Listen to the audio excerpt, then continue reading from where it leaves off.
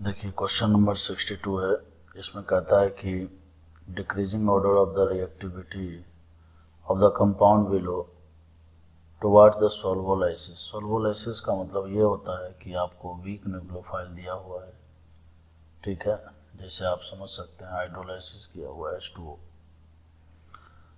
तो सॉल्वोलाइसिस रिएक्शन हम लोग उसको बोलते हैं जिसमें न्यूक्लियोफाइल जो है खुद सॉल्वेंट के रूप में होता है, जैसे वाटर तो हाइड्रोलाइसिस हो गया, अल्कोहल तो अल्कोहलाइसिस हो गया, एसिटिक एसिड तो एसिटोलाइसिस हो गया, ठीक है।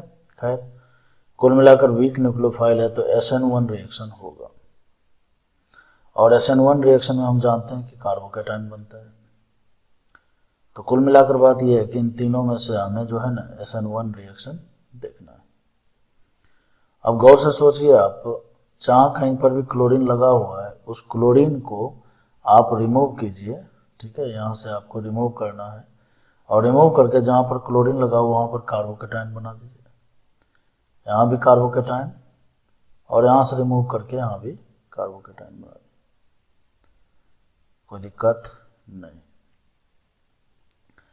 अब सवाल उठता है इस कार्बोकेटाइन की स्टेबिलिटी का। अब देखिए इस कार्बोकेटाइन की स्टेबिलिटी में CH3 ग्रुप इसमें भी है, इसमें भी है, इसमें भी है, तो ये तो कॉमन इफेक्ट हो गया, दोनों प्लस आई इफेक्ट लगाएंगे, और प्लस आई इफेक्ट जो है कार्बोकेटाइन को स्टेबिलिटी देता है, ये भी बात हम लोग जानते हैं, लेकिन ये तो तीनों में कॉमन बात हो गया। अब देखिए फर्स्ट, सेकेंड में और थर्ड में तीनों में बेंजीन भी देखिए कॉमन बात है, बेंजीन के थ्रू जो है इसको रेजोनेंस के थ्रू देखिए इस तरह से स्टेबिलिटी मिलेगी प्लस M के द्वारा, लेकिन ये भी तीनों में कॉमन बात है।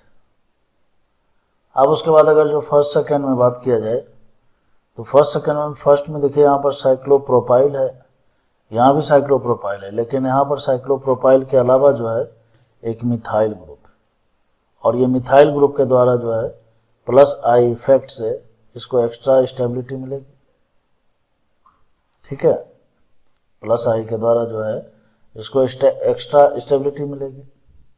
फर्स्ट और सेकेंड में कंपेयर किया जाए तो हम बोल सकते हैं कि 2 का स्टेबिलिटी सबसे ज़्यादा होगा, फिर उसके बाद 1 का होगा, और 1 के बाद जो है थर्ड का होगा। क्यों? इन दोनों में देखिए साइक्लोप्रोपाइल फर्स्ट और थर्ड में कंपेयर किया जाए तो इसमें साइक्लोप्रोपाइल मतलब यहाँ पर देखिए हाइड्रोजन है, ठीक है, तो हाइपर कंजुगेशन होगा, जबकि इसमें केवल बेंजीन के द्वारा, ठीक है। तो कार्बोकेटाइन, जिसका कार्बोकेटाइन सबसे ज़्यादा स्टेबल होगा इंटरमीडिएट SN1 रिएक्शन में, रेट जो है वो डिपेंड करता है स्टेबिलिटी ऑफ इंटरमीडिएट पर, ठीक है। तो उस हिसाब से इसका आंसर क्या हो जाएगा?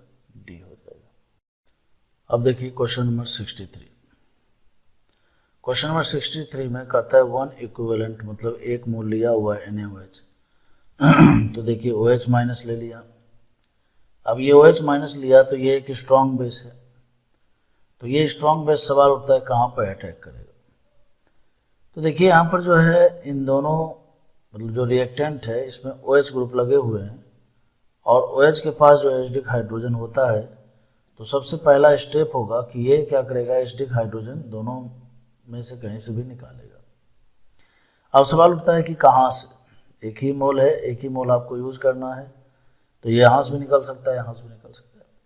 तो ये आप सोचिए, अगर ये एसिडिक हाइड्रोजन यहाँ से निकलता है तो एनाइन बनेगा, और यहाँ भी एनाइन बनेगा।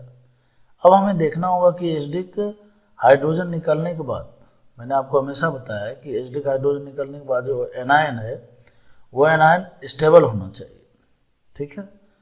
जिस पोजीशन से मिलने वाला एनाइन जो है जितना ज़्यादा स्टेबल होगा एसिडिक हाइड्रोजन वहीं से निकलेगा। तो आप यहाँ से जो है इसका एसिडिक हाइड्रोजन निकालेंगे और कुल मिलाकर एनाइन यहाँ पर बन जाएगा, ठीक है। क्यों? यहाँ पर जो बनने वाला होगा एनाइन वो रेजोनेंस करेगा इसके साथ, ठीक है, पहला नंबर।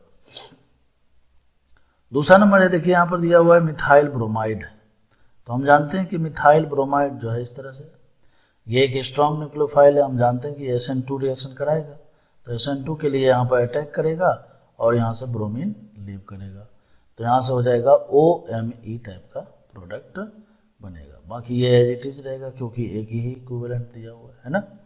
तो उस हिसाब से देखिए इसका ऑप्शन नंबर ए